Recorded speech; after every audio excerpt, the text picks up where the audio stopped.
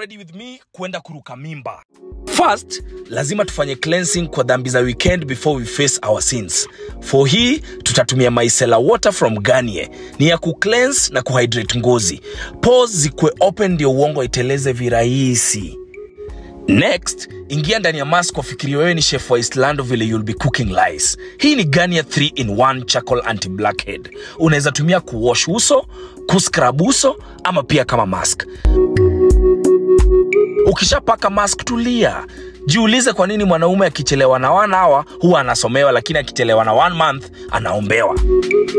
Ukiona umeanza kufikiria kama ujipawa iko chini ya Ministry ya Health ama Energy, jua inakuharibikia. Go wash your face kijana, ushaiva. Next, apply the Garnier Anti-Imperfection Serum. Inakusaidia kureduce spots, kuexfoliate na kupurify skin. Last, malizia na hii air cream na for sure, acne itakuonea mbali kama hii mimba naenda kuruka.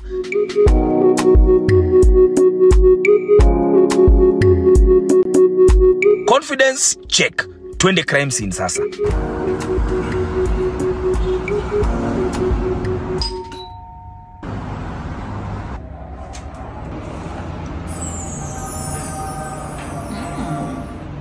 Sasa? Nana kwa wapi? Ai, kwa nini unataka kuona mtoto ukiwa nje? Kuja ndani. Wewe. Nini? Hebu leta mtoto nje.